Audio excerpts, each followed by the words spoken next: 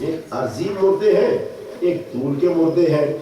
اور بھائی یہ جو ڈاکٹر بتاتا ہے یہ وہ لیٹے ہوئے مردے ہیں بجائے، لیکن کچھ انسان جو ہیں وہ چلتے ہوئے مردے ہیں. بچوں وہ مردے کیسے ہیں؟ فرمایا جو انسان اپنے خدا کو بھول جاتا ہے اور دنیا کے لاہو لعب میں مبتلا ہو جاتا ہے، وہاں سے رابطہ کاٹ دے، لاہو لعب سے رابطہ جوڑ لے، اگرچہ ریس ون کر لے، لیکن یہ مردہ ہے. لیکن اس کا مرنا روح کا مرنا ہے، اس کا دل مردہ ہے. تو ایک مردہ وہ ہے جس کے بدن حرکت نہیں کرتا، ایک مردہ وہ ہے جو خدا سے رابطہ کاٹ لے، کیونکہ وہ مالک ہے کائنات کا، بندگی کو بھول جائے، لاؤ لاب جو اس سے پس چیزیں ہیں ان سے دل لگا لے. تو یہ مردہ ہے روح و دل کا. ایک مردہ امت ہوتی ہے. مردہ امت کب ہوتی ہے؟ مردہ امت تب ہوتی ہے کہ احباب سو بہت سارے ہوں لیکن ان کے اندر جو ویلیوز ہیں وہ ختم ہو جائیں. خدا پرستی ہے، اپنے وعدے کی وفا ہے، قربانی کا جذبہ ہے، ایثار ہے، انفاق راہ خدا میں ہے، صبر مشکلات کے وقت ہے، اور ظلم کے وقت اسے برداشت نہ کرنا ہے، ظالم کے خلاف آواز کا اٹھانا ہے. جب یہ ویلیوز انسان اور امت میں ختم ہو جائے، وہ امت چلتی پھرتی تو ہے لیکن دین کی نگاہ میں وہ امت مردہ ہے. وہ امت مردہ ہے. تو امت زندہ کون سی ہے؟ وہ امت جس میں توحید پرستی ہو، خدا پرستی ہو، جس میں وفا ہو، جس میں عہد و ذمہ داری ہو. جو بندہ اپنے معبود سے باندھتا ہے وہ عہد اس میں پایا جائے، جس میں قربانی کا جذبہ پایا جائے، جس میں ایثار پایا جائے، جس میں انفاق پایا جائے، جس میں مشکلات میں صبر پایا جائے. جس قوم میں ظلم کے خلاف بولنے کی طاقت پائی جائے وہ قوم زندہ قوم. اور کیا خوب کہا کسی شاعر نے، ہم بات کریں دلیلوں سے تو رد ہوتی ہے، ہم بات کریں دلیلوں سے تو رد ہوتی ہے، اور ان کے ہونٹوں کی خاموشی بھی سند ہوتی ہے. وہ نہیں بول پاتے تب بھی سچی مان لی جاتی ہے. ہم کہتے ہیں قرآن کی آیت ہے اتموا الصیام الی اللیل، روزہ رات تک رکھو، رات تک رکھو، قرآن میں آیا ہے. پھر پہلے کھول لیتے اور پھر کہتے ہیں مولا علی کا نام قرآن میں نہیں آیا. بھائی جو قرآن مجید میں بات آئی ہے وہ تو مانو، وہ تو مانو. تو کیا خوب کہا، ہم بات کریں دلیلوں سے تو رد ہوتی ہے، اور ان کے ہونٹوں کی خاموشی بھی سند ہوتی ہے، اور سانس لیتے ہوئے انسان بھی ہے لاشوں کی طرح. کہ مردہ کیسے ہوتے ہیں؟ کا سانس لیتے ہوئے انسان بھی ہے لاشوں کی طرح، اب دھڑکتے ہوئے دل کی بھی لہر ہوتی ہے. سانس لیتے ہوئے انسان بھی ہے لاشوں کی طرح، اب دھڑکتے ہوئے دل کی بھی لہر ہوتی ہے. اور شوبدہ گھر بھی پہنتے ہیں خطیبوں کا لباس. وہ مداری احباب جو کرتب دکھاتے ہیں ممبروں پہ آگے، تو کہا شوبدہ گھر بھی پہنتے ہیں خطیبوں کا لباس، بولتا جہل ہے توہین خرد ہوتی ہے. خرد یعنی عقل کی توہین ہوتی ہے.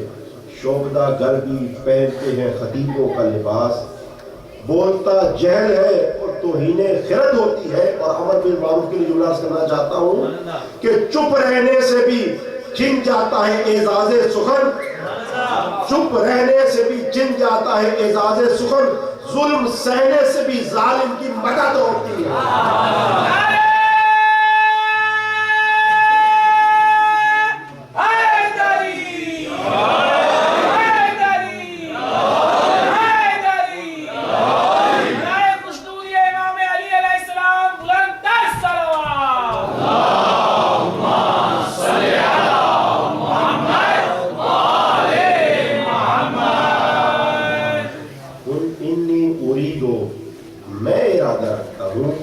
امر بالمعروف کروں گا، وہ امت جو مردہ ہو گئی ہے اس کی اصلاح کروں گا۔ مومن اگر دیکھا یہ جائے تو مردہ جو ہے وہ حاکم نظر آتا ہے، وہ اقتدار امت میں نظر نہیں آتا۔ امت جب مدینے سے چلے تھے تو زیارتیں کر رہی تھی، جب مکے سے چلے تو حج و عمرے میں مبتلا تھی، اور جو برا ہے وہ یزید ہے، جو برائی نظر آتی ہے یزید میں نظر آتی ہے، لیکن مولا یہ نہیں فرماتے کہ میں یزید کی اصلاح کے لیے نکلا ہوں، بلکہ فرماتے ہیں میں امت کی اصلاح کے لیے نکلا ہوں۔ امر بالمعروف کی عظمت دیکھیے کہ جب یہ امت ظلم برداشت کرنے لگے، جب حق کو نہ بولے، اسی امت میں یزید جیسے حکمران پیدا ہوتے ہیں۔ جب یہ امت ظلم و ستم کو سہنے لگے اور عبادات میں مشغول ہو، وہ عبادات نہیں کہلاتی۔ جو انسان اپنی ذمہ داریوں کو چھوڑ کر لاکھ نمازیں پڑھے، ساری رات عبادت کرتا رہے، لیکن جو ذمہ داری اس کے کندھے پہ ہے وہاں سے جان چھڑا لے، وہ بات ختم۔ امت کے لیے ضروری تھا کہ ظلم کے خلاف بولتی، اپنے فرض کو ادا کرتی، راہ حق میں قربانی دیتی، مشکلات آتی تو صبر کرتی، لیکن یہ حالت امت میں نہیں رہی۔ تو فرمایا کہ انہی چیزوں کو بتانے کے لیے میں قیام کر رہا ہوں۔ انما خرجت لطلب الاصلاح فی امت جدی، میں امت جد کی اصلاح کے لیے نکلا ہوں۔ دیکھیے جنگ دو طرح کی ہوتی ہے، ایک جنگ جو ہے وہ اقتدار کی ہے، ایک اقدار کی ہے۔ اقتدار کی جو جنگ ہے وہ حاکم کو ہٹانے کے لیے ہوتی ہے، اس کے لیے فوج چاہیے، اس کے لیے لشکر چاہیے، اس کے لیے اسلحہ چاہیے، اس کے لیے احباب چاہیے، تاکہ حاکم کو ہٹایا جائے۔ اس کی فتح بھی تبھی ہوگی جب حاکم کو ہٹا لیا۔ ایک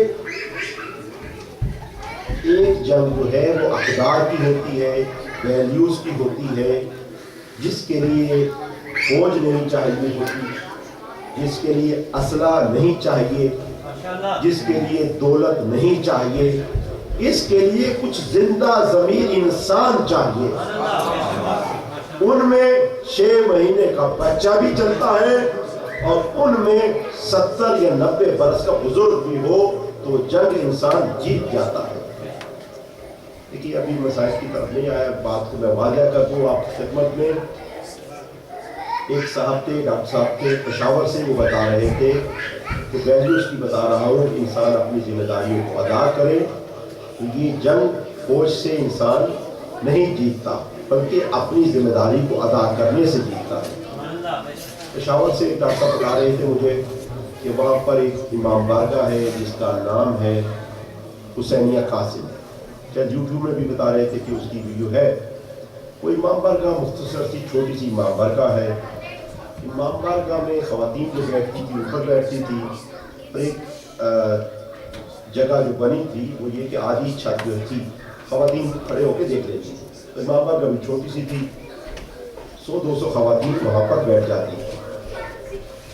انہوں نے یہ ارادہ کیا کہ وہاں پر جا کر نیچے سے بم بلاسٹ کریں گے اور خواتین بھی نیچے گریں گی، بہت زیادہ احباب شہید ہو جائیں گے۔ وہ جس نے بم بلاسٹ کرنا تھا وہ نہیں آیا۔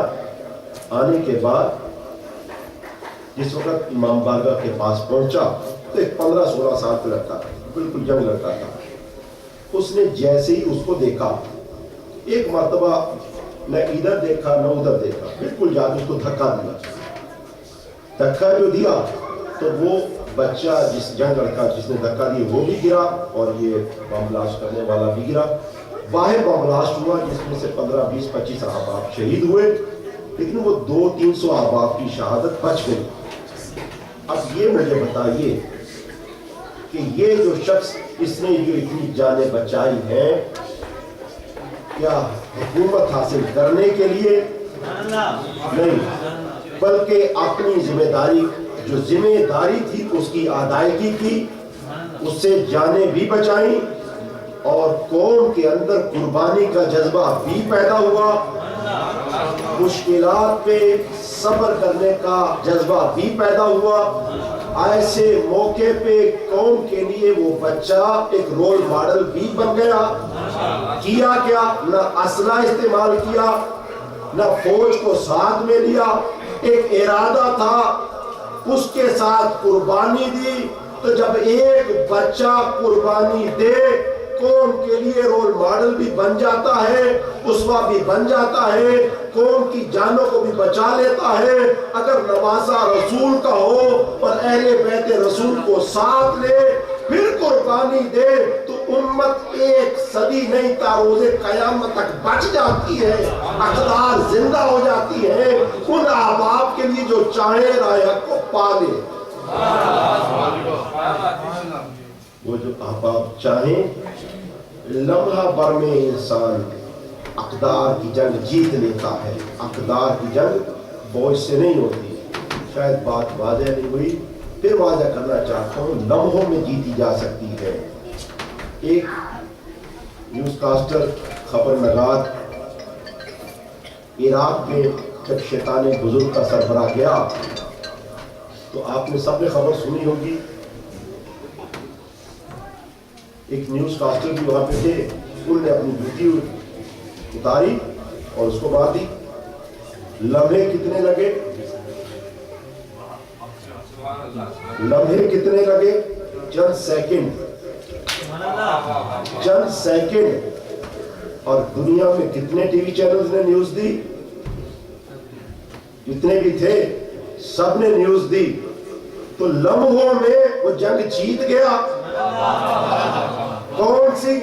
فوج کے ساتھ نہیں، اسلحے کے ساتھ نہیں، کس کے ساتھ؟ حوصلے کے ساتھ، جرأت کے ساتھ، شجاعت کے ساتھ، قربانی کے جذبے کے ساتھ۔ چند لمحوں میں وہ شخص اقدار کی جنگ جیت گیا اور ایک انسان کو تمام ٹی وی چینلز میں ذلیل کر دیا چند لمحوں میں۔ اسی طرح سے جب جناب زینب گئی ہیں یزید کے دربار میں تو یہی کہا، انی لا استصغرک، یزید تو میری نگاہ میں بڑا پست ہے۔ وہ خاتون جرأت دیکھیے، شجاعت دیکھیے، طاقت دیکھیے، بہادری دیکھیے کہ وہ زینب جس نے بھائی بھی قربان کر دیے، بھتیجے بھی قربان کر دیے، بیٹے بھی قربان کر دیے، اپنا کنبہ قربان کر دیا، سر پہ چادر نہیں ہے، ہاتھوں میں رسن ہے، ہاتھ آزاد نہیں ہے، ہاتھ پشت کمر بدے ہیں۔ ایک مرتبہ یزید نے کہا، کیفا سن اللہ، اے زینب یہ تو بتا اللہ نے تیرے ساتھ کیسا سلوک کیا؟ پروردگار دو عالم نے، آپ لوگ تو آل محمد ہیں، کیا کیا پروردگار دو عالم نے آپ کے ساتھ؟ یہ چاہتا تھا کہ سیدہ زینب کا دل دکھائے۔ آپ نے وہ دیکھو مولا علی کی جو بیٹی تھی، فرمایا انی لاستصغرک، اے یزید تو میری نگاہ میں بڑا حقیر ہے۔ اور فرمایا وما رأیت الا جمیلا، میں نے کربلا کے میدان میں جو دیکھا وہ جمیل تھا، جو دیکھا وہ سراپا حسن تھا۔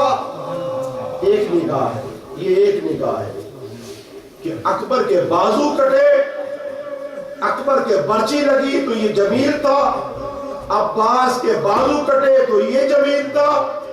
حضرت قاسم کا لاشا پامال ہوا لیکن عشق خدا میں ہوا تو جمال خدا تھا۔ اور ارباب عزا، اگر آپ کی اجازت ہو تو ایک سخت جملہ کہہ دوں کہ حضرت قاسم کا لاشا پامال ہوا تو عشق خدا میں تھا تو یہ جمیل تھا، اور چھوٹے چشمہ حضرت علی اصغر کے حلق پہ جو تیر لگا یہ بھی عشق خدا میں تھا تو یہ بھی جمیل تھا۔ اجرکم اللہ، اجرکم اللہ۔ آج حضرت علی اصغر کے مسائل بیان کرنے ہیں، حضرت علی اصغر کے تبرکات آج برآمد ہو گئے۔ اجرکم اللہ، اجرکم اللہ۔ یہ دنیا کی نگاہ میں وہ بڑا ننھا سپاہی ہے، اجرکم اللہ، اجرکم اللہ، لیکن آل محمد کے گھر میں حضرت علی اصغر کا بڑا اعلیٰ مقام ہے، اجرکم اللہ۔ دیکھیے جب کربلا کے بن میں حسین ابن علی اکیلے رہ گئے، ایک مرتبہ میرے مولا حسین ابن علی نے جب عباس کے بازو کٹ گئے، جب اکبر کے برچی لگ چکی، جب اونو محمد کے گلے کٹ چکے،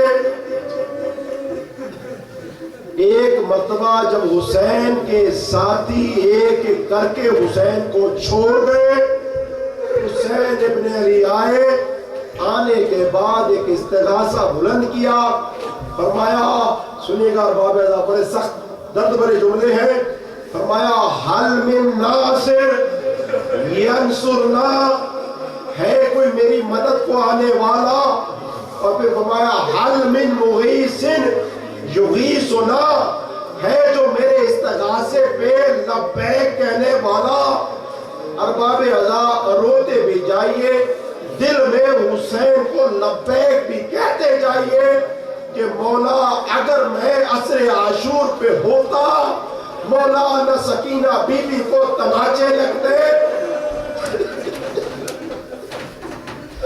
اجرکم اللہ، اجرکم اللہ۔ روتے بھی جائیے، دل میں لبیک بھی کہتے جائیے کہ مولا اگر میں کربلا کے بن میں ہوتا، نہ سیدانیوں کے خیمے جلتے، مولا نہ آپ کے بدن پہ کوئی زخم لگتا، مولا یہ جان حاضر ہے کہ پہلے میرے بدن پہ زخم ہوتے، مولا پہلے میں قربانی دیتا۔ بس اسی جذبے کے ساتھ آنسو بھائی ارباب ہے، اسی دعا کے ساتھ پروردگار دعا لو، جن دلوں میں یہ جذبہ ہو اور پھر آنسو نکلے، پروردگار دعا لو ان کو اہل بیت کے ساتھ معشوق فرمائے گا۔ ایک مرتبہ آواز دی، حل من ناصر ینصرنا، ہے کوئی میرے استغاثے پہ لبیک کہے، حل من مغیث یغیثنا، ہے کوئی جو میرے استغاثے کو سنے۔ اس کے بعد بڑے سخت اور درد بھرے جملے کے ارباب سنو گے، فرمایا حل من ذابن یذب عن حرم رسول اللہ، ارے کوئی ہے جو زینب کی چادر بچائے۔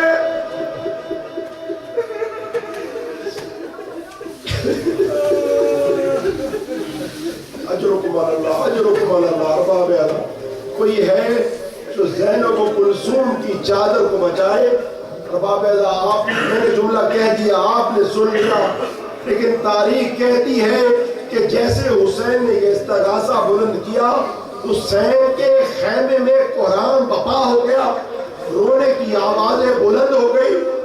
ارباب اعلیٰ، شرما شرما کے نہ روئیے گا، روتے بھی جائیے، دعائیں بھی مانگتے جائیے، یہ لمحات دعا کی قبولیت کے لیے بھی ہے۔ حسین نے استغاثہ بلند کیا، ایک مرتبہ خیمے میں قرآن بپا ہوا، بولا حسین ابن علی نے پوچھا، بہن زینب یہ خیمے میں قرآن کیسا بپا ہے؟ کہا مولا جیسے ہی آپ نے استغاثہ بلند کیا ہے۔ ارباب اعضاء، آپ کے رونے کی جملہ عرض کرنا چاہتا ہوں का खैमे में बड़े दो अजीब वाक़यात पेश आए। पहले सैयद सज्जाद बीमारी के बिस्तर से उठे, एक नेज़ा पकड़ा और चले खैमे से बाहर। का बहन सज्जाद को रोको, फर्ज इमामत सज्जाद ने संभालना है। का मौला उसके बाद हजरत अली असगर ने अपने आप को झूले से नीचे गिरा दिया।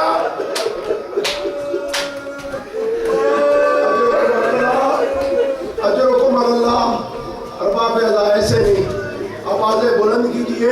ये वो रोना है जिसके लिए अहले बैत रसूल ने तकाजा किया गया है। ये रोना गम खत्म करने वाला रोना नहीं है। ये रोया इसलिए जाता है कि गम और बढ़े। ये रोया इसलिए जाता है कि गम और बढ़े। एक शख्स मेरे छठे इमाम की बारगाह में रो रहा था। इमाम के मसाइब बयान हो रहे थे। इमाम ने कहा, अबू बसीर तू हमारी जद के गम में रोता नहीं है? एक मरतबा अबू बसीर के हाथ में रुमाल था, जल्दी से रुमाल को दिखाया। कहा ये रुमाल देखिए, फर्जंद रसूल रो तो रहा हूँ। कहा नहीं अबू बसीर, ऐसे नहीं रो, ऐसे रो जैसे बूढ़ी माँ जवान बेटे की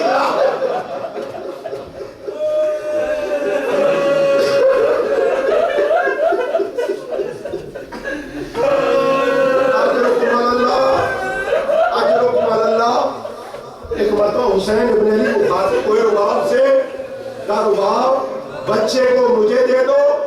एक मरतबा जनाब रुबाब ने बच्चे को लिया। लेने के बाद में अरबाब अदा में नजर देखिएगा, जनाब रुबाब ने एक मरतबा बच्चे को सुहाना लिबास, जो लिबास खैमे में मौजूद था, बीबी ने वो पहनाया। पहनाने के बाद पानी मौजूद नहीं था, खुश्क बालों पे कंगी की आलमे गुर्बत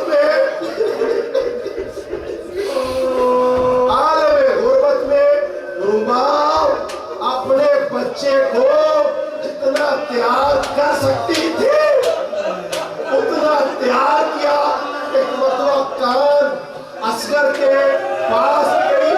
एक मरतबा कहा, बेटा असगर, मैं बनु हाशिम से नहीं हूँ, बेटा मैं ज़ैनब नहीं हूँ, बेटा मैं उम्मे कुलसूम नहीं हूँ, बेटा मेरे दूध की लाज रखना। बेटा जब तक अकबर थे, अब्बास थे, कासिम थे, हुसैन के बदन पे कोई तीर नहीं लगा, कोई जख्म नहीं आया। बेटा मैं दूध माफ नहीं करूंगी। बेटा अगर करबला के बन में कोई तीर आया, बेटा तो मेरा सुनिएगा, कहा बेटा अगर करबला के बन में कोई तीर आया, बेटा अपने हलक पे तो ले लेना, लेकिन हुसैन के बदन पे नहीं लगे।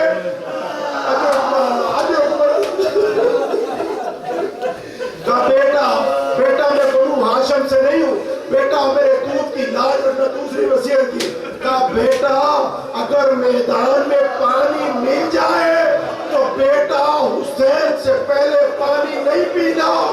असगर ने कहा, मां मुझे मैदान में तो एक मरतबा जाने दो, देखना तेरा बेटा जंग कैसे करता है।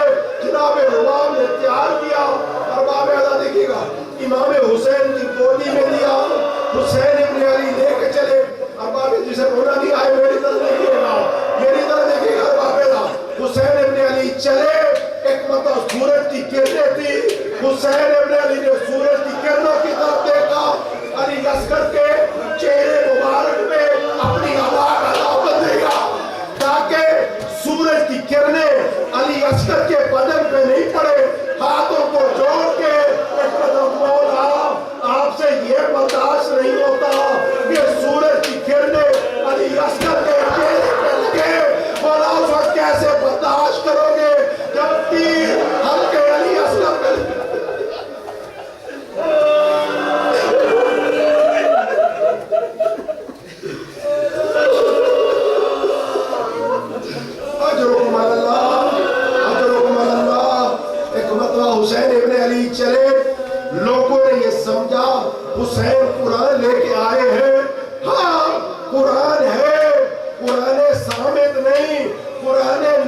علی کا ایک بارہ ہے. ایک مرتبہ حسین ابن علی گئے, جانے کے بعد آواز دے کے کہا ہے فوج اشقیا, اگر تمہاری نگاہ میں کوئی جرم ہے تو میرا ہے. دیکھو اس بچے کی, ہاتھوں کو جوڑ کے ارباب بڑے سخت ہو رہے ہیں, میں معافی چاہتا ہوں, کہ دیکھو اے لوگوں, تمہاری نگاہ میں اگر کوئی خطا ہے تو میری ہے. اس بچے کی ماں کا دودھ خشک ہو گیا ہے, اگر ہو سکے تو اسے چند گھونٹ پانی پلا دو. خدا میری بہنوں, اللہ تمہاری گولیاں سلامت رکھے, تمہارے سہاگ سلامت رکھے. میں ہاتھوں کو جوڑ کے عرض کرنا چاہتا ہوں, مجھے یہ بتاؤ کہ جب چھوٹا بچہ پانی پیے کتنا پانی پیتا, میری دردی کا کام ہے. میری بہنوں کا طریقہ کار یہ ہے کہ چھوٹا بچہ پانی پیے, پیالے سے پانی نہیں پلاتی, ایک مرتبہ چند انگلیاں ڈبو دے, ڈبونے کے بعد بچے کے منہ میں ڈال دے, بچے کی پیاس بجھ جاتی ہے. ارے وہ حسین جس کی ماں کے حق مہر میں کائنات کا پانی ہے, چند گھونٹ چھوٹے سے بچے کے لیے مانگ رہا ہے. ایک مرتبہ عمر سعد نے دیکھا, کہا حرملہ اقطع کلام الحسین, حرملہ حسین کے کلام کو قطع کر دے. ارباب ادا ہاتھوں کو جوڑ کے سخت جملے ہیں, روتے بھی جائے نہیں رونا ہے نا, ایک مطلب رونے کی آواز نکالے, نہیں رونا ہے سر کو جھکا لے, اللہ اسے بھی شامل کرے گا رونے والوں میں. ارباب ادا ایک مطلب عمر سعد نے کہا اقطع کلام الحسین, حسین کے کلام کو قطع کر دے. حرملہ آگے بڑھا, ارباب ادا اس کے پاس جو تیر تھا, ارباب ادا مجھے معاف کیجیے گا, ارباب ادا ایک مرتبہ علی اصغر کے گلے کو دیکھیے گا, جو تیر تھا وہ 3 شعبہ تیر تھا. 3 شعبہ تیر وہ تیر ہے جس کے 3 منہ ہوتے ہیں اور وہ جا کے پتوار گڑے ہوئے ہوتے ہیں. یعنی یہ تیر جانوروں کے لیے, گھوڑوں کے لیے, بڑے بڑے جانوروں کے لیے استعمال کیا جاتا تھا. اور بابیدہ ہاتھوں کو جوڑ کے ایک مرتبہ حرملہ نے تیر کھینچا, ایک مرتبہ حرملہ کے ہاتھ کانپے, تیر گر گیا, دوبارہ تیر نشانے پہ لایا, پھر گر گیا. عمر سعد آیا, کہا حرملہ تو بڑا نشانے باز ہے, تیرے نشانے کو کیا ہو گیا؟ کہا نہیں میرے ساتھ آ, وہ دیکھ جب میں تیر باندھنا چاہتا ہوں ایک خاتون ہے جو سر پہ قرآن رکھتی ہے اور یہ کہتی ہے حرملہ تو اپنے تیر کو بھی دے, بچے کو گلے کو بھی دے. یہ معمولی تیر نہ تھا, یہ تیر معمولی نہ تھا. جس وقت ایک شخص سید سجاد سے ملنے کے لیے آیا, امام سجاد نے اس نے بتایا کہ حضرت مختار نے کوفے میں قیام کیا ہے. ایک مرتبہ سید سجاد خوش ہو گئے, ایک سوال کیا, کہا اے شخص یہ بتا کیا حرملہ پکڑا گیا؟ روتے بھی جائیے, سر کو بھی پیٹیے, شرمائیے گا نہیں. کہا اے شخص یہ بتا کیا حرملہ پکڑا گیا؟ اس نے ہاتھوں کو جوڑا, کہا فرزند رسول یہ بتائیے, آپ نے عباس کے قاتل کا نہیں پوچھا, آپ نے اکبر کے قاتل کا نہیں پوچھا, آپ نے قاسم کے قاتل کا نہیں پوچھا, آپ نے اولو محمد کے قاتل کا نہیں پوچھا. اب آپ نے سنو گے امام نے بولایا کہ اے شخص یہ جو علی اصغر کے حلق پہ تیر لگا تھا, حلق علی اصغر پہ نہیں لگا تھا, حضرت محمد کے سینے پہ لگا تھا.